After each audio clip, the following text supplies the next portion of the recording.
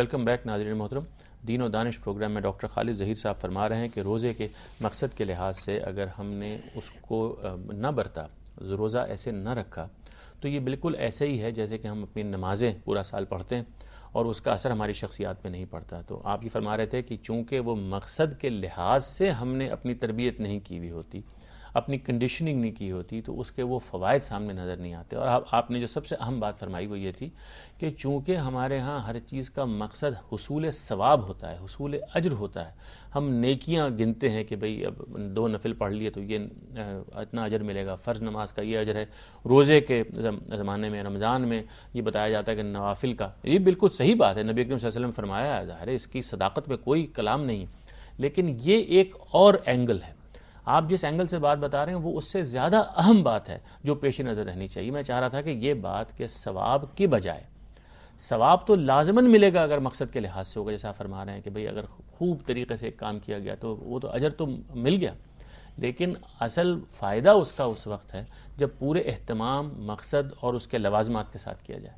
دیکھیں یہ بات بھی ایمفسائز کرنی چاہیے کہ ثواب جس کو ہم کہتے ہیں وہ تو قرآن مجید میں بھی آ گیا، احادیث نے اس کو بہت خوبی کے ساتھ اور واضح کر دیا کہ آپ کوئی نیکی کا عمل کرتے ہیں اگر صحیح طریقے سے تو اس کا اجر اللہ تعالیٰ کے ہاں اس کی اصل قدر و قیمت اور ویلیو سے 10 گنا سے لے کے 700 گنا تک ملے گا. ایک تو یہ کہ ظاہر ہے کہ وہ عمل صحیح طریقے سے صحیح انداز میں ہونا چاہیے، لیکن یہ جو 10 سے لے کے 700 گنا تک کا فرق ہے، یہ فرق ظاہر ہے اس بنیاد پر ہے کہ آپ نے اس عمل کو کتنے اچھے انداز میں کیا،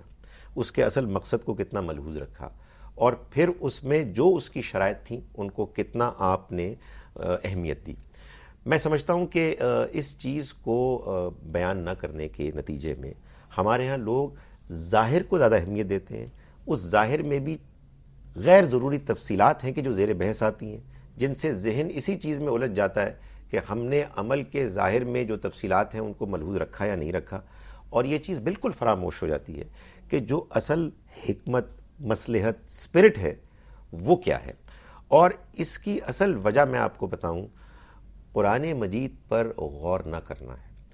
قرآن مجید کا تعلق احادیث سے کاٹ دینا ہے. یعنی یہ بات حدیث میں آئی ہے نا کہ آپ ایسے عمل کریں گے تو اس کا اتنا ثواب ہوگا. یہ بات بالکل طے شدہ ہے کہ نبی صلی اللہ علیہ وسلم نے جو کچھ بھی بیان فرمایا وہ عین قرآن کے مطابق ہے، وہ قرآن مجید کی روح کا بیان ہے.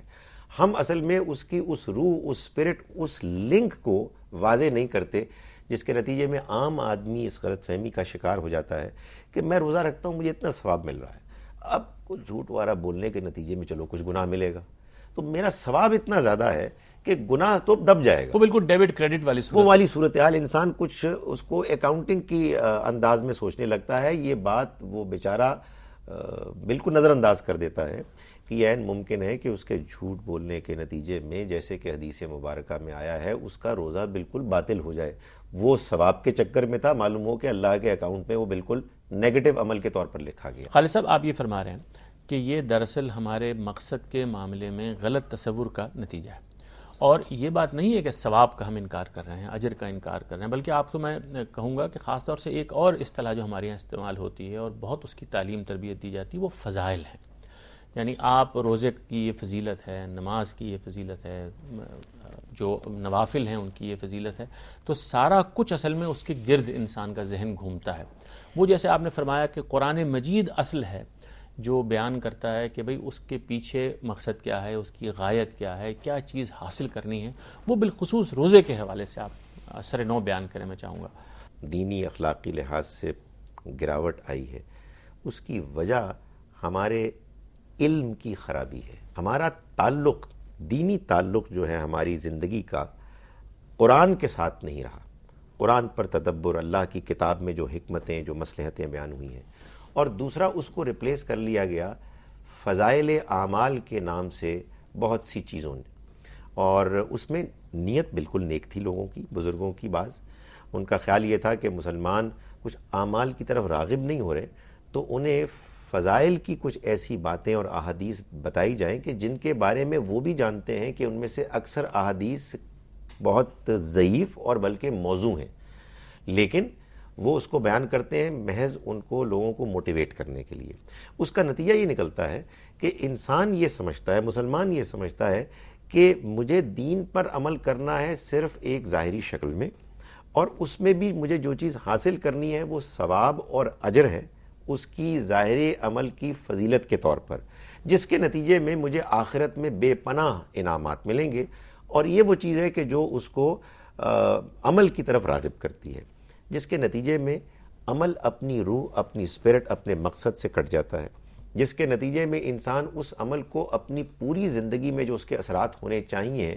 ان اثرات کے بارے میں فکر مند ہونے سے بالکل دور ہو جاتا ہے، اور نتیجہ یہ نکلتا ہے کہ جو ہمارے سامنے ہے کچھ ظاہری اعمال ہیں، ان اعمال کے پیچھے کچھ اجر ہے، کچھ ان کے فضائل ہیں کہ جن پر انسان کی پوری توجہ رہتی ہے، جس کا نتیجہ یہ نکلتا ہے کہ ہم یہ دیکھتے ہیں کہ ہم روزہ بھی رکھتے ہیں، ہم جھوٹ بھی بولتے ہیں، ہم نماز بھی پڑھتے ہیں، ہم لوگوں کو دھوکہ بھی دیتے ہیں۔ تو یہ ایک عجیب و غریب معاملہ ہو ہی اس صورت میں سکتا ہے کہ جب آپ نے دین کے اصل مقصد کو نہ جانا، اعمال کے پیچھے اصل روح اور اصل اسپرٹ کو نہ پہچانا، اور بس ظاہری اعمال پر آپ نے اپنی پوری توجہ مرتکز کر دی۔ ہاں مثلا دیکھیے نا، یہ جو اطاعت کا دین کا حکم ہے، یا دین میں جو قدر ہے اطاعت کی، خدا کی اطاعت کے نتیجے میں یا اس کو سامنے رکھتے ہوئے ہم نے اپنی سخت پیاس میں اور کسی اور جسمانی تقاضے میں بھی اپنے آپ کو روک کے رکھا، یہ سب سے زیادہ روزے میں ہوتا ہے۔ لیکن وہاں پر بھی جو چیز ذہن پر طاری ہوتی ہے وہ ثواب ہے، وہ فضیلت ہے روزے کی۔ تو اگر وہ چیز اس طرح سے ہو کہ یہ اطاعت جس طرح کھانے پینے کے معاملے میں ہے، یہ پورے میرے اخلاقی وجود کے بارے میں ہے۔ ایسا ہی ہونا چاہیے۔ میرا رب ہے، وہ بادشاہ ہے، وہ جو چاہے مجھ سے تقاضا کرے۔ اس نے اس مہینے مجھ سے تقاضا کیا کہ میں کھانے اور پینے کے تمام نعمتوں سے اپنے آپ کو دور رکھوں، ایک دن کے حصے میں اس کے حکم کی بجا آوری کر رہا ہوں۔ وہی اللہ ہے کہ جس نے مجھے ہر حال میں مجھ سے یہ تقاضا کیا ہے کہ میں دیانتدار ہوں، میں لوگوں کا خیال رکھوں، میں لوگوں کو اذیت نہ پہنچاؤں، میں دھوکہ نہ دوں، میں جو وعدے کرتا ہوں ان کو پورا کروں۔ لیکن ان کی طرف ہم متوجہ نہیں ہوتے، اسی وجہ سے کہ جو آپ نے پوائنٹ آؤٹ کی کہ وہ اطاعت کا جذبہ ہمارے اندر پوری اس کی شرائط اور تفصیلات کے ساتھ پیدا ہی نہیں ہوتا۔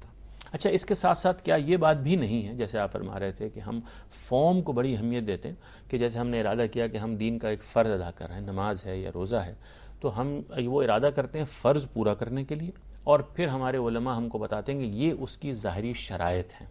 تو وہ فقہ میں جو بیان ہوئی ہیں شرائط وہ پیش نظر ہوتی ہیں، تو وہاں پر بھی کیا ایسا نہیں ہے کہ ان کی اہمیت ضرورت سے زیادہ ہے؟ اس میں کوئی شک نہیں۔ دیکھیں بات یہ ہے کہ انسان کا ایک ذہن ہے نا، انسان کے غور و فکر کرنے کی کچھ لمیٹیشنز ہیں۔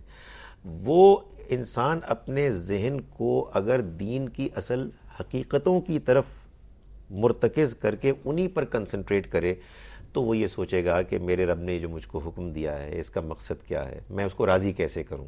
میں کیسے اس بات کا اہتمام کروں کہ میرا یہ عمل بہتر سے بہتر ہو، وہ درجہ احسان کو پہنچے، اس لیول کو پہنچے کہ جس لیول پر اللہ تعالیٰ اپنے بندوں سے خوش ہوتے ہیں۔ وہ ہوتا یہ ہے کہ ہم عام آدمیوں کا ذہن اس چیز میں الجھا دیتے ہیں کہ یہ 1 منٹ بعد کھولنا ہے، 1 منٹ پہلے کھولنا ہے، اس کے کھولنے میں کیا چیز ہے، روزے کے کھولنے میں کیا چیز ہے کہ جس کو استعمال کرنا ہے، اور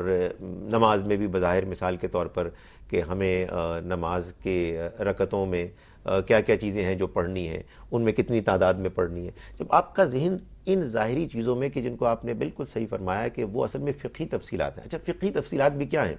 ہمارے بزرگوں نے، علماء نے وہ باتیں کہ جن کو کہ قرآن میں اور سنت میں اللہ تعالیٰ نے بالوجوہ اپنے پیغمبر صلی اللہ علیہ وسلم کے ذریعے سے پوری طرح سے بیان نہیں کیا، تاکہ لوگ اپنے اپنے حالات کے لحاظ سے، اپنے اپنے سوچ کے لحاظ سے ان کو خود طے کر لیں۔ ان کو ہمارے علماء نے طے کیا اور لوگوں نے ان کو اپنے اوپر بائنڈنگ سمجھا اور انہی چیزوں میں زیادہ الجھ گئے، اور وہاں پر کچھ توازن بگڑ گیا۔ اس پر ہم بات کرتے ہیں خالد صاحب تھوڑی دیر کے بعد۔ خواتین و حضرات ہمارے ساتھ رہیے۔